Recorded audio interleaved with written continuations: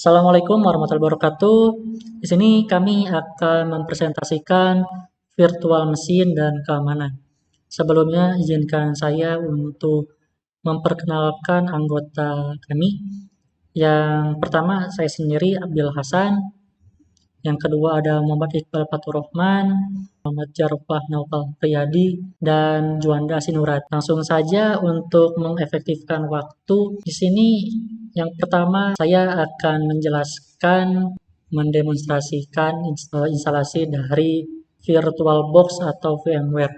Nah, untuk instalasi VirtualBox sebelumnya bisa di-download terlebih dahulu VirtualBox-nya. Nah, di sini saya sudah mendownloadnya. Langsung saja kita untuk pada file aplikasinya kita klik kanan, lalu run as administrator. Nah, ini langsung prepare install. Di sini kita next aja, sama juga di next. Dan ini warning network interface, tulis juga yes, dan langsung di install. Ditunggu saja sampai proses instalasi Oracle VM VirtualBox-nya selesai. Oke, saat udah berketerangan ini langsung di finish saja. Kita buka si VM VirtualBox-nya. Dan apabila udah tampil yang seperti ini, maka proses instalasi VM VirtualBox sudah selesai. Bisa dilanjut ke poin berikutnya. Perkenalkan, nama saya Muhammad Iqbal Faturrahman dengan NIM 3022000016. Di sini saya akan mendemonstrasikan penginstalan Ubuntu di VirtualBox. Sebelum kita masuk ke penginstalan Ubuntu, pertama-tama yang harus disiapkan adalah file Ubuntu ISO. Di sini saya sudah menyiapkan filenya. Lalu kita menuju ke New. Lalu kita buka VM VirtualBox. Lalu klik New. Klik Export Mode. Lalu di sini kita kasih nama Ubuntu. Lalu klik folder, klik other. Kita simpan VirtualBox-nya, VirtualBox Ubuntu-nya di sini di Ubuntu. Ini saya pilih di semester 7 Sysoft Ubuntu. Lalu untuk ISO image-nya kita klik others. Kita klik Ubuntu-nya, Ubuntu ISO, open. Untuk hardware-nya saya mengalokasikan base memory 4 GB dengan prosesor 4 CPU. Untuk harddisk di sini saya alokasikan 1 GB. Lalu klik finish. Sebelum membuka Ubuntu, kita setting terlebih dahulu Ubuntu-nya. Jadi dengan klik setting, lalu klik display, alokasikan video memorinya ke 128 GB. Lalu klik enable 3D acceleration. Lalu klik OK. Setelah itu kita jalankan Ubuntu-nya dengan mengklik start. Lalu klik enter untuk try or install Ubuntu. Lalu sini kita masuk ke penginstalan Ubuntu. Sini kita pilih bahasa yaitu secara default kita pilih bahasa Inggris. Lalu klik install Ubuntu. Kita klik continue saja. Lalu kita klik minimal installation. Lalu kita klik continue. Setelah itu kita klik something else. Kita klik continue. Lalu kita klik new partition table. Lalu klik continue. Lalu kita klik free space. Terus klik icon plus. Di sini untuk partisi home kita beri alokasi misalkan 50 GB. Untuk type for the new partition itu kita klik primary saja. Lalu location for new partition kita klik beginning of space. Klik OK. Setelah itu kita tambah juga partisi yang lain. Untuk partisi root kita klik mount point dengan mengklik garis miring dengan alokasi 30 GB. 30 GB. Untuk pengaturannya sama seperti partisi home, kita oke saja. Dan satu lagi untuk pembuatan partisi swap, kita klik use as, terus klik swap area dengan alokasi 8 GB. Lalu klik OK. Setelah semuanya sudah selesai, setelah sudah siap, lalu kita klik install now, klik continue, continue, dan continue. Kita pilih zona waktunya, zona waktu, kita klik Jakarta, lalu continue. Untuk username bebas, di sini saya memakai nama saya sendiri. Untuk password juga bebas. Ini saya menginput password 123 saja. Lalu klik continue. Lalu kita tunggu proses penginstalannya sampai selesai. Setelah proses penginstalan telah selesai, kita klik restart. Setelah itu kita masuk ke klik user, lalu masukkan password, enter. Itulah mungkin untuk demonstrasi penginstalan Ubuntu di VirtualBox. Saya Muhammad Zarfan Noval akan menjelaskan tugas saya dalam pengerjaan tugas besar ini. Saya kebagian mendapatkan yang nomor 3 yaitu manajemen pengguna grup. Buat yang pertama yaitu buat 2 pengguna baru dengan nama new user dan new user 2. Di sini saya langsung saja codingannya di Ubuntu-nya dengan menggunakan sudo add user dengan namanya add new user 1 dan yang sini new user 2. Lalu buat soal yang kedua yaitu menambahkan grup. Buat penggunanya dimasukkan ke dalam grup yaitu new group di sini dengan kode sudo group add new groups, nama dari grup itu. Lalu buat yang terakhir adalah buat filenya agar tidak dapat diakses oleh pengguna yang lain, menggunakan ls chmod diubah buat file permisinya dengan 744 agar user yang lain hanya bisa nge-read saja, tidak bisa di-write kembali. Mungkin sekian dari tugas saya di nomor 3 ini. Baik, untuk poin selanjutnya saya akan mendemonstrasikan penggunaan snapshot dan restore. Langsung saja ke VirtualBox-nya, kita jalankan Ubuntu-nya. Karena sudah dijalankan, masuk kita sini langsung snapshot.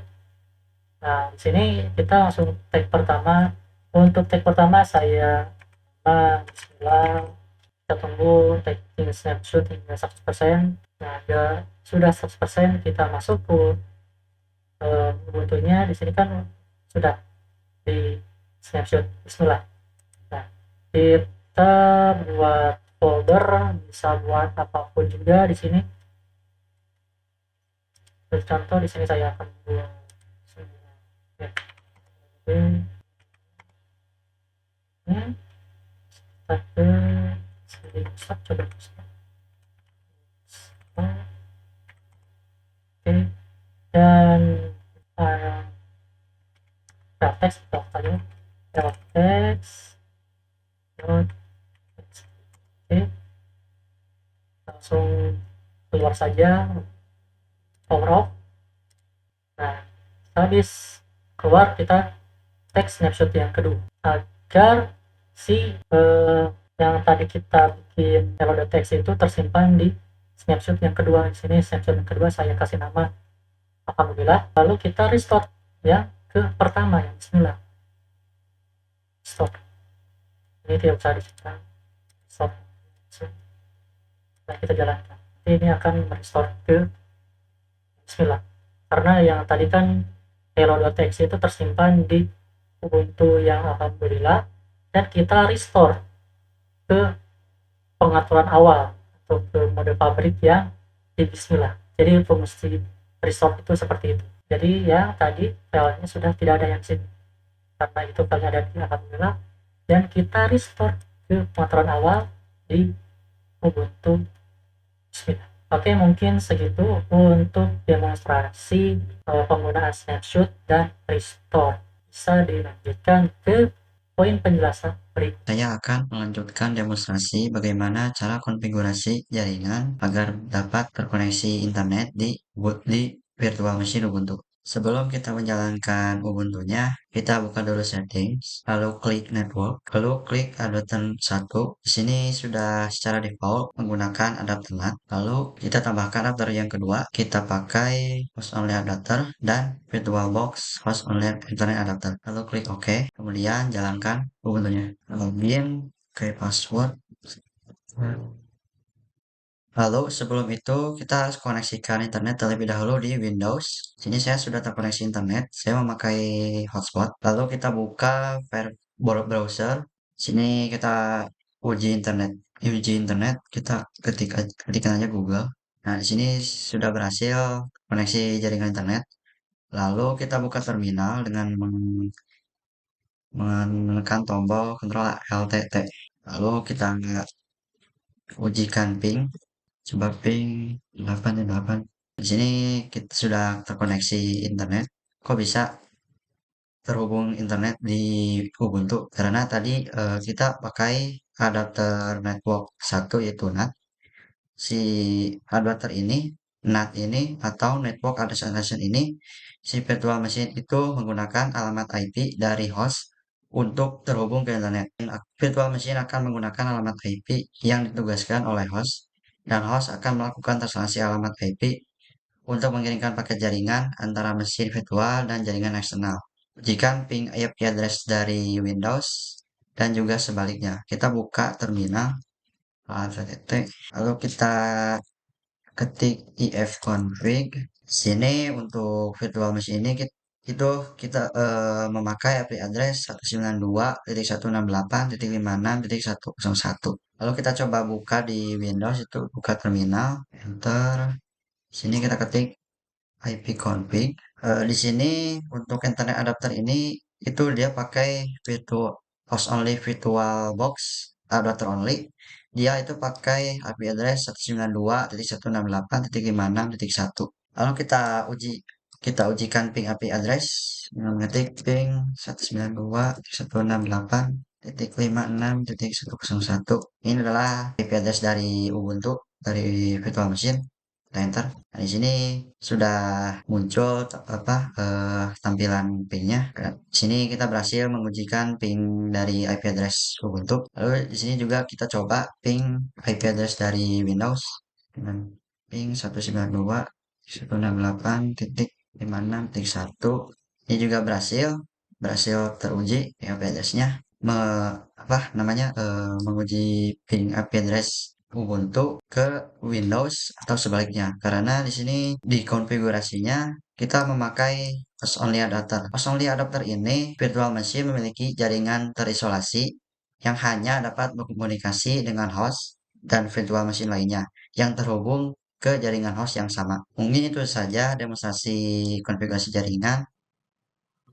Perkenalkan, nama saya Juanda Sinurat. Saya anggota dari kelompok 11. Di sini saya akan menjelaskan poin 6, yaitu konfigurasi firewall dan aturan akses. Selanjut ke Ubuntu-nya.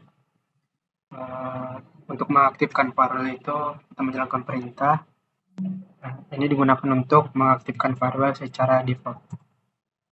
Untuk firewallnya sudah aktif. Kemudian untuk menambahkan aturan firewall, sini kita menjalankan perintah. Nah, ini digunakan untuk menambahkan aturan firewall yang dijalankan. Nah, untuk port, kemudian untuk mengizinkan koneksi ke port 80, kita menjalankan perintah 80.